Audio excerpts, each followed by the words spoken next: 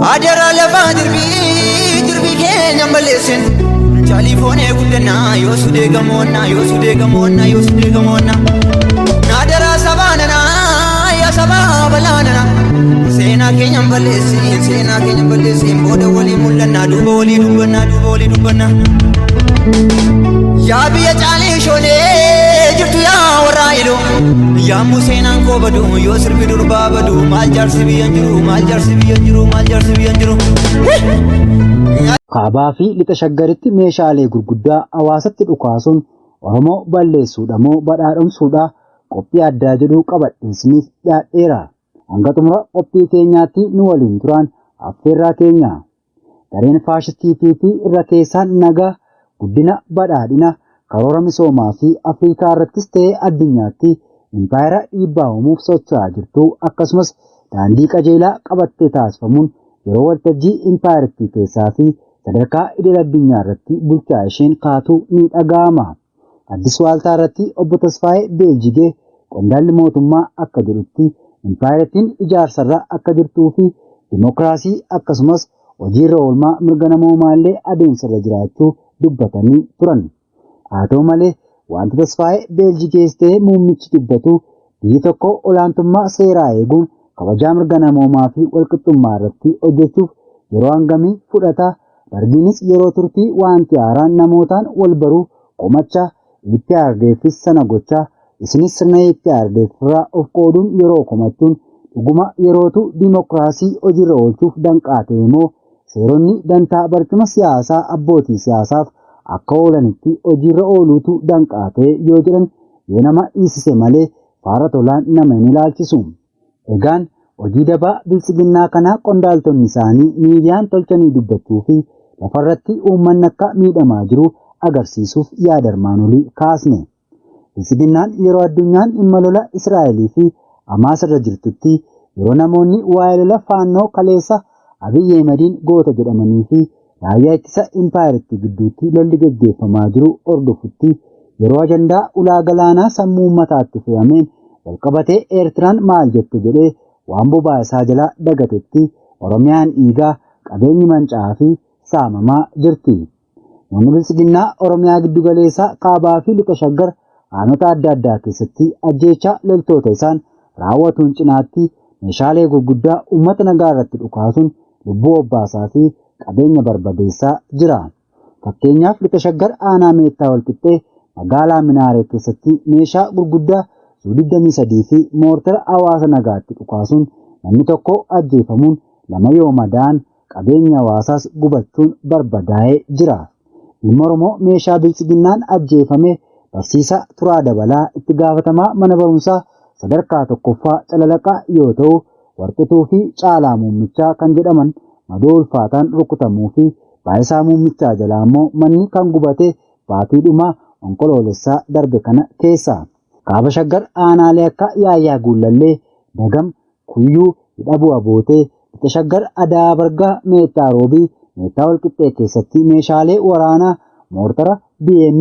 marfii, taankii fi Zu-23 itti dhukaasuun lubbuu namootaa balleessaa ture arrasitti jira. Lixa shaggar aanaa Adaa Bargaa ganda Haroo Booruu jedhamtu keessatti meeshaa gurguddaa waraanni fi hawaasa nagaa irratti dhukaasanii daa'imni ganna 4 ajjeefamuun daa'imman lama immoo kan madaa'an yoo ta'u ganda Tuulii Dassee keessattis meeshaa gurguddaa dhukaafamee mooraa nama dhuunfaa keessatti dhiyeen namni tokko yoo du'u namoonni gariin immoo madaa'anii jiru. Kaaba shaggar aanaa Kuyyuu bakka Go'oo jedhamutti dubartiin umurii 51 dhukaasa meeshaa gurguddaa waraana maafiyaatiin taasifameen yoo ajjeefamtu ganda Yuuyyuu Cabaree bakka addaa Roobii jedhamtuttis namoota 12 ol irra bu'uun namni tokko du'uun reeffisaas akka hin argamne barameera. Kaaba shaggar aanaa Dagam keessatti miidhaa dhukaasni meeshaa gurguddaa kun dhaqqabsiiseen ganda Ejersa Jaarraa jedhamtu keessatti lubbuun namoota 2 darbeera akkasumas qabeenya hawaasaa hedduus barbadaa'eera. Onkoloolessa 2 bara 2023 Kaaba shaggar aanaa Darraa keessatti hidhattoonni finxaaliyyii Amaaraa faannoo ofiin jiran daangaa Oromiyaa karaa aanaa Darraa seenuun horii hawaasa Oromoo saamanii osoo deemaa jiranii gootichi waraana bilisummaa Oromoo hidhattoota kanarraa horii hawaasaa buusuun osoo abbootii horiin jalaa atamteef deebisuu deemaa jiru hidhattoonni murna bilchiginnaa karaa duubaa dhukaasa irratti bananii turan. Waraanni bilisummaa Oromoos lolamoota bilisiginnaan irratti baname kana injifannoon irra aanuun hedduu ishii ajjeesuun gariin ammoo madeessuun of duuba yeroo deebisutti hidhattoonni garee maafiyaa PP kunis aarii gootichi waraana bilisummaa Oromoo tarkaanfii irratti fudhateef jecha boromtaa isaa onkoloolessa 3 2023 ganama naannoo lolli kun itti adeemsifame sanatti aleellaa diroonii raawwataniin midhaan namootaa manca'uu fi qabeenyi barbadaa'uun barameera. Tonni badii lubbuu Oromoo balleessaa fi qabeenya mancaasaa jiru waraana bilisiginnaan yeroo fudhatamaa jirutti aangoonni isaanii waltajjii argatanitti waa'ee nagaa labsaa fi nagaa buusuuf qophii ta'uu akkasumas hojjechaa jiraachuu dubbatu.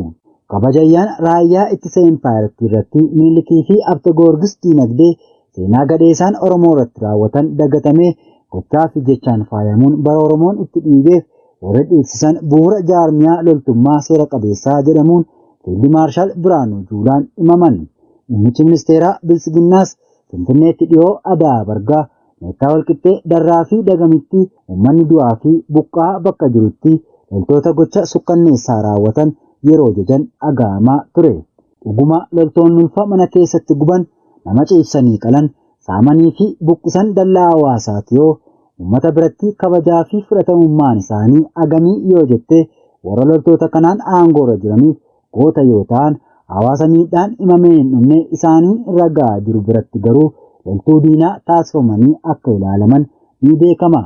Viidiyoo miidiyaa hawaasaa irratti gadhiifamee ture tokko irratti yeroo waraanni bilisiginnaa nama nagaa akka miseensa waraana bilisummaa Oromootti harka dugda duubatti hidhuun kophee mataa keessaa yeroo dhiitanii fi ulee reeban daawwatamaa ture ammeenyummaa waraana Abiyyi Ahmed uummata nagaa irratti raawwatu kan agarsiisudha.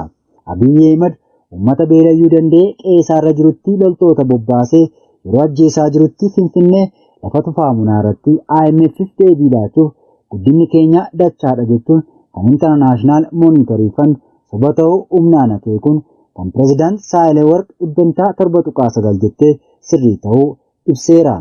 Haa ta'uutii dinagdeen Empaayerii maal hojjennaan dabalee bilisiginnaan sadarkaa hojjetaa qaxaruu dadhabuurraa hin geenye pirojektii maqaa tuurizimii jettanii fi naannolee hundeessuu waraana labsuu malee investara meeqatu hojiirra jira yoo jedhan kan gadhiisanii deeman himuuturra salphaadha.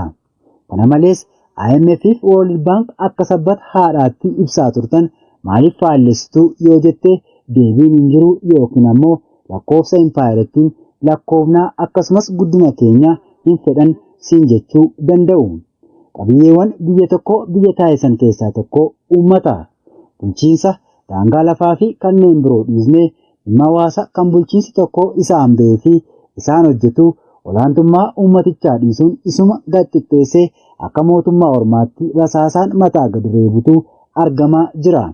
Hawaasni Oromoo bakka cufti Harargee, Arsii, Gujii, Bunnoo Beddellee, Baalee fi Wallaggaatti sababoota lama kan beelaa fi dhukkubaan du'uun cinaatti fedhii bilisiginnaan umurii aangoo isaa dheereffachuuf taasisuun Oromoonni guyyaa guyyaan waraana faashistiitiin ajjeefaman hedduu yoo ta'u baatii onkoloolessa darbe kana keessa lixaa fi kaaba shaggar keessatti hammaatee jira. Faashistichi Abiyyi Ahmed bara darbee bakki inni dursee aleellaa diroonii itti jalqabee lixa shaggar yoo ta'u Meettaa Walqixxeetti onkoloolessa 19 2022 akkasumas Cobiitti onkoloolessa 23 2022 ture. Har'as warri dhiigalmaan Oromoo hin quufne kun rakkoo siyaasa Oromoo mareen furuurraa qawwee kaasuun meeshaalee gurguddaan ajjeechaa yoo raawwatan miidiyaan garuu hawaasa ajjeesaa hin jirru jedhu. Abiyyi Ahmedii fi Biraanuu Juulaa Oromiyaa keessatti uummata nagaa ajjeesaa yoo hin jirre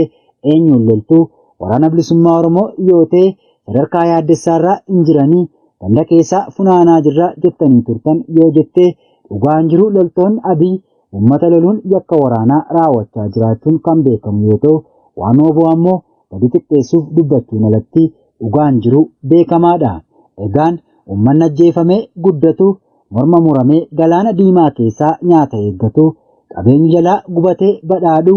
akkuma Abiyyi Ahmed jedhu yaadaan konkolaataa oofuu isa jedhuun alatti lubbuu dhabamuu malee bu'aan argamaa hin jiru.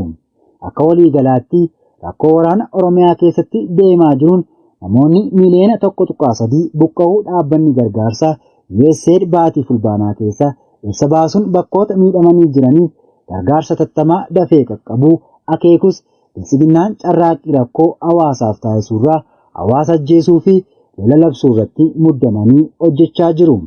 Kanaafuu gochi kaaba shaggarii fi lixa shaggar keessatti ilmaan Oromoo irratti raawwachaa jiru yakka waraanaa waan ta'eef uummanni Oromoo gamaa gamanaa waliif dirmachuun balaaleffachuu sagalee waliif ta'uu fi qabsoo bilisummaa Oromoo gooticha waraana bilisummaa Oromoon geggeeffamu cinaa dhaabbachuun murteessaadha jechuun yaada kiyyaa goolaba. Qophii addaa kaabaa fi lixa shaggaritti meeshaalee gurguddaa hawaasatti dhukaasuun Oromoo balleessuudha moo badhaadhumsuudha jedhu qopheessee isiniif dhiyeessuun qophii biroon hanga walitti deebinutti nagaan nuuf tura. Horaa bulaa deebanaa. Injifannoon uummata Oromoof Sadaasa bara 2023.